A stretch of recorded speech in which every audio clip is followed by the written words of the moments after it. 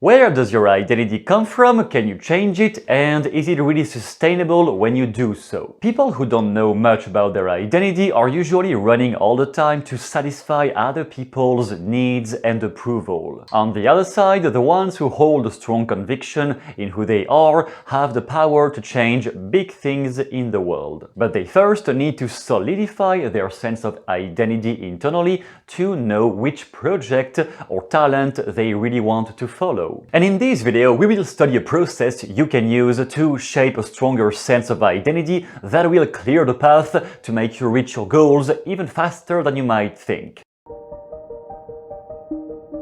So let's start by what is identity exactly. Basically, your identity is a set of stories and memories you have allocated more mental and emotional resources to. During your life, you have unconsciously attributed more importance to some experiences based on the emotional impact they've had on you, both positively and negatively. If any experience helped you to accomplish miracles in your life or make you achieve a new result in life you were not prepared for, that naturally helped to shape a positive sense of identity, at least in this context. And naturally, if you have endured some traumatic experiences, obviously, it has also decreased maybe the well-being, the sense of joy you could have, because it has altered the sense of who you are. On top of that, the trickier thing is that our identity is always malleable depending on the context. You may feel like a champion in the water because you have been winning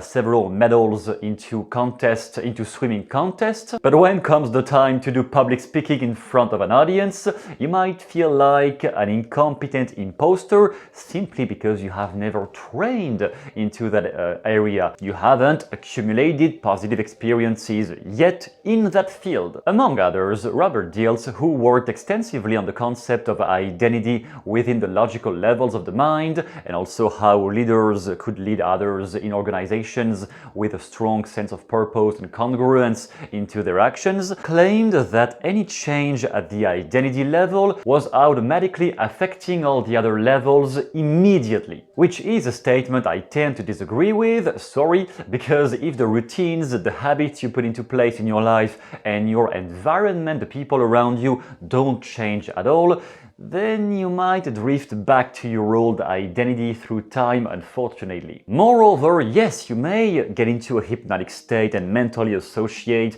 with your new self, which does help to allocate more unconscious resources to it. However, that new self is unlikely to consolidate into real life, into your everyday life, if you don't acquire the results that new self can acquire regularly on an extended period of time. An identity consolidates with several positive results accumulated about one topic of expertise, not just one. Usually needs repeated experiences to really fortify the fortress of your mind. On the opposite though, where I do agree with Dilts, is that even if you acquire a new fantastic result in your life or overcome some huge challenge in one particular area, but the stories you tell yourself are still stuck in the past and they have been stuck because of some trauma that has been unresolved for too long, then you might, like some people do, just stop all kinds of effort after that big win and kind of self-sabotage back to your old self once again. So, from my experience into my own life and all the people I have seen a huge change of identity with, I would say there are always 3 pillars necessary to consolidate a real identity shift. Number 1, as we have mentioned, you achieve the type of results in one chosen area that your old self would have been incompetent to achieve. That old self would have never been able to dream of achieving this kind of result once in a lifetime. 2, you validate that yes, you deserve to achieve that type of results even if you thought you were an imposter, and that requires some more internal work. And number 3, you put into place the kind of routines and habits that will make you acquire or achieve that type of results consistently, multiple times through time. Or eventually, yes, if you have acquired so many new experiences, positive experiences of new results achieved in your area of choice, like being a musician, like being a swimmer, like being somebody running the mile, when you have achieved so many positive results in that area, at some point, yes, your identity might just consolidate anyway, because there is just too many proofs that yes, now you are that person. To give you two examples from my personal life, when I was doing magic tricks starting at 13 years old, in the beginning I was just seen as the kid in the classroom trying to do some magic tricks, and pretty much no one was interested. And after 4 or 5 years, I was able to run a whole marriage, a whole wedding with nothing but a deck of cards, and get amazement from literally all the tables there, whereas nobody was aware there had to be a magician, so no one was planning to be nice with me, and I still imposed the frame into the whole wedding with nothing but a deck of cards. That experience alone was enough for me to certify that yes, at this point I am a master. I am not anymore somebody just trying to impress others. Or in the world of dating, in the beginning I was a virgin at 21, almost 21 years old. I had never had a girlfriend, and I was starting to try to use some pickup lines on girls in bars, and the same thing, I was mostly getting just rejection all the time. But at some point, after same thing, like 3 or 4 years, I accumulated a lot of positive experiences. One of them was during 1 month I had sex with 3 different women who were all cheating on their husband or boyfriend with me. And I'm not saying it was right, it was just my experimentation back then, but those 3 happening in the same month, whereas none of them was planning to cheat on anybody, I was like, yeah, at this point I'm not just a kid trying to learn pickup tricks, I'm just a master of seduction anyway. So how will that happen for you when you want to change something big in your life and you want to achieve that new identity? I would say it goes through a loop of 4 different phases that just nurture each other the more you go through the loop.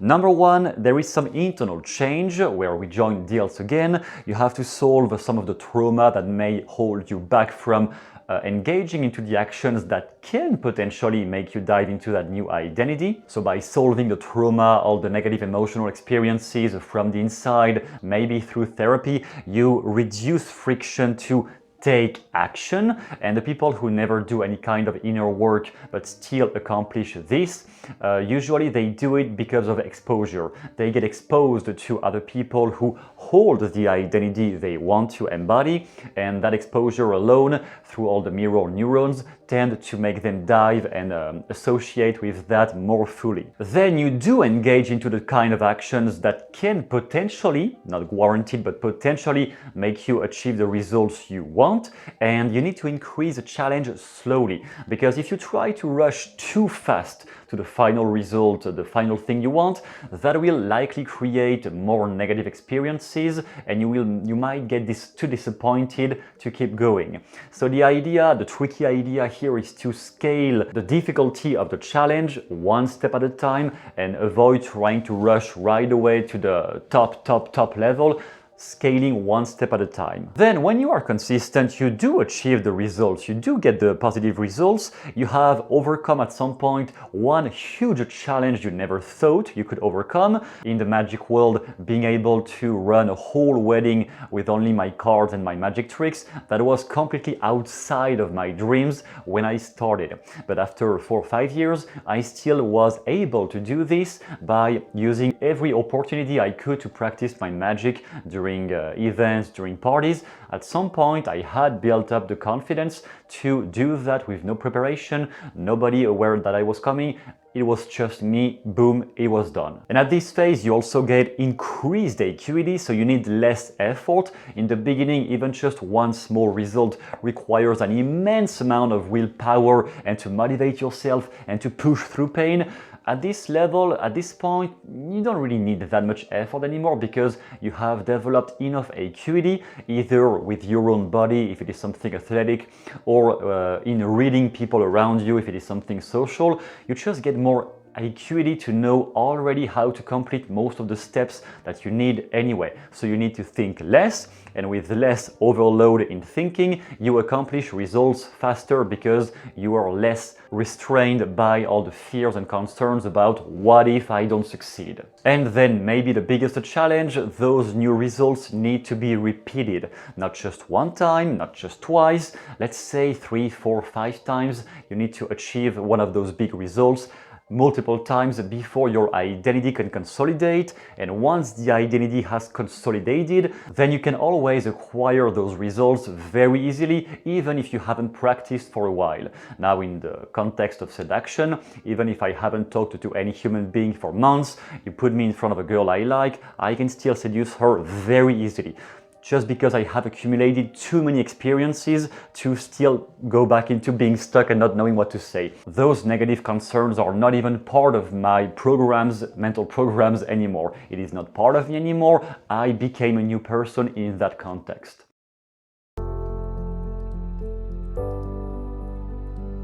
Finally, let's get into how to change your identity step by step with this 3-step process. First of all, one big disclaimer, I would like you to make a difference between an identity and a state, a negative state.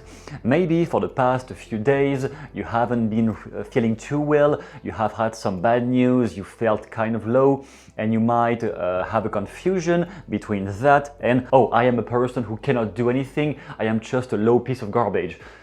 A state is aleatory. You might some days feel good, some days feel bad, whatever. And we start talking about an identity when the exact same results are constantly repeated over 6 to 12 months, I would say.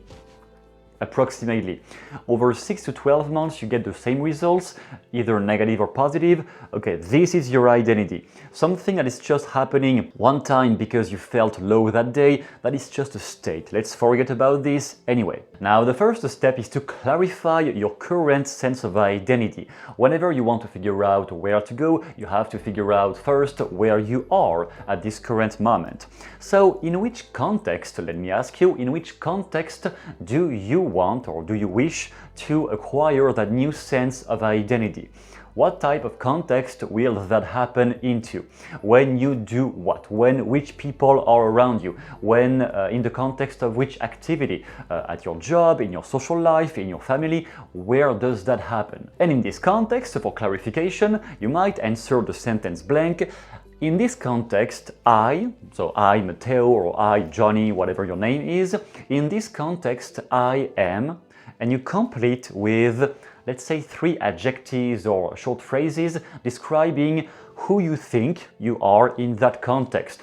So in the context of seduction, for my case personally, I am a master and I am always able to date pretty much anyone I want to, if I really devote enough effort to it. In this context, for you, I am not competent, I am not the person I would like to be, I am too hesitant. That's something that happens quite a lot. Maybe right now you want to change something because you feel like you hesitate way too much before taking the right actions. So in this context in which you want to change things, I am, and you complete with whatever spontaneously comes to mind. Step number 2, maybe the most uncomfortable one for some people, timeline and emotional polarities.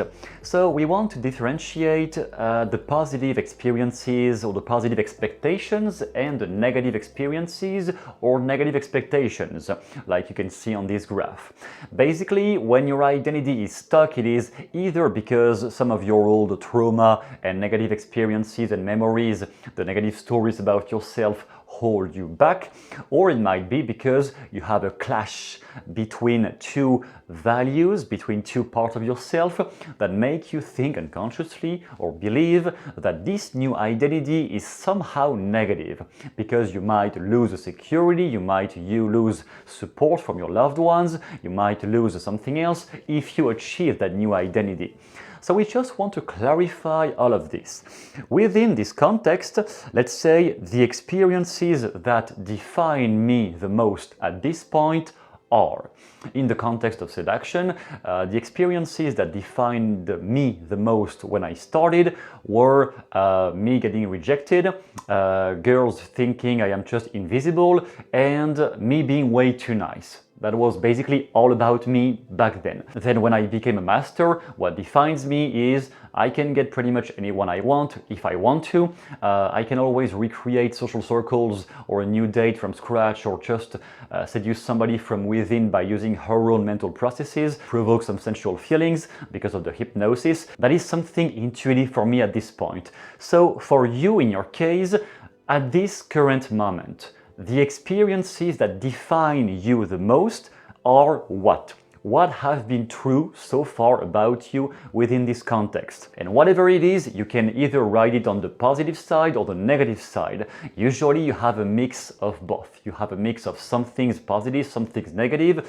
If it is only negative, big problem here. If it is only positive, why the hell do you watch this video? And because of this, you might elaborate pretty easily on which negative trauma might have been holding you back on the negative square.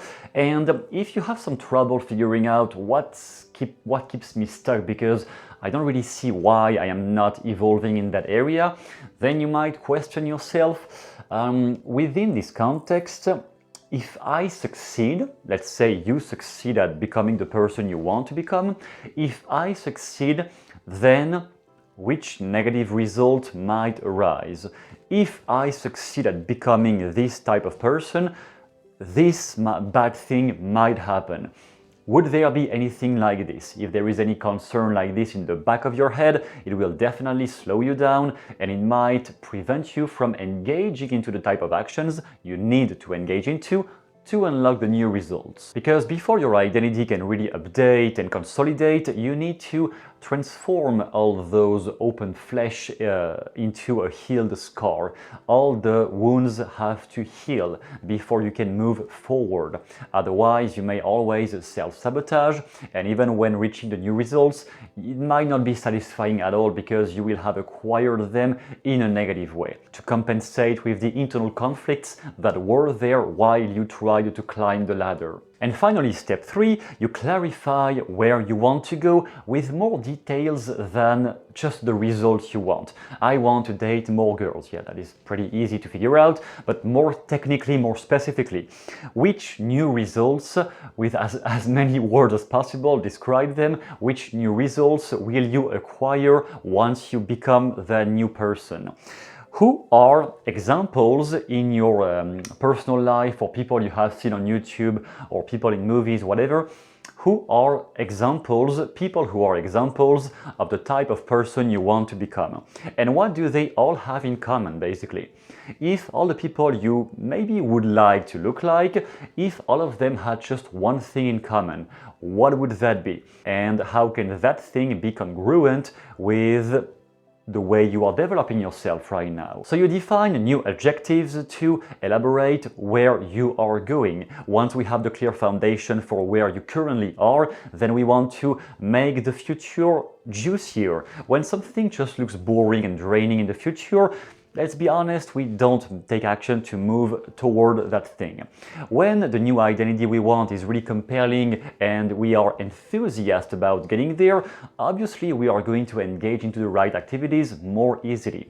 So which new adjectives or short phrases could you use to describe when I am there, I will be, or in the present tense, once I am that new person, that new identity, I am more confident, I am more competent, people love me for what I say, I become this, I am whatever. You just complete with what comes to mind, and again, what is compelling for you. It has to be stimulating. If it is just something boring you have to force yourself to do, let's be honest, it is not going to be sustainable. So what is compelling and enthusiastic for you to get to? And in the end, all of that will materialize through actions. Therefore, what is the main challenge in front of you right now? I am not asking you to figure out 10 steps ahead of time what will need to be done on step number 9 and 10, just what is in front of you right now. You have one thing you can't escape doing today or tomorrow to make progress in that area and get toward your new identity. What is that one challenge? Not the biggest challenge, just one slight challenge. If we take a scale of the most difficult here and the easiest here, what is midpoint close to the beginning? Not something extremely difficult, just something that is slightly difficult, slightly uncomfortable. That is a challenge, and this challenge might unlock the new perceptions you will need to figure out what is the next step from there. But once this challenge is accomplished, is done, then you will figure out easily the rest. People who stay stuck, they often stay stuck because they try to figure out consciously every step of the road before taking any action. No, just figure out what is the one mild, simple challenge in front of you today. What is one challenging thing you can do today or during the next few days? That one thing is your starting point. You don't need any others at this point. Because then you accumulate more challenges and more positive experiences by constantly reducing reward without effort. So the big discussion about dopamine detox, why people don't move and don't achieve much, because they have too much dopamine coming from everywhere, from the easy junk food, from TV, from porn, from social media. All of that is just getting your brain hijacked non-stop, and you no longer have any motivation for anything. So cut as many as possible of the sources of easy dopamine, and you will very easily fire back the motivation to accomplish at least one important challenge in that area. Once again, if you want a complete process to systematize those positive experiences and fortify all the changes from the inside so that you will become more congruent when you want to lead your life toward that new identity, you have the new identity course down below in the description. It is a simple 5-step process with different hypnotic tracks that will help you consolidate the new image you have for where you want to go and help you resolve any potential internal conflict or past trauma or internal wound that may have been slowing you down so far. That is down below. Thank you very much for watching, and see you soon after you practiced on this in the next video.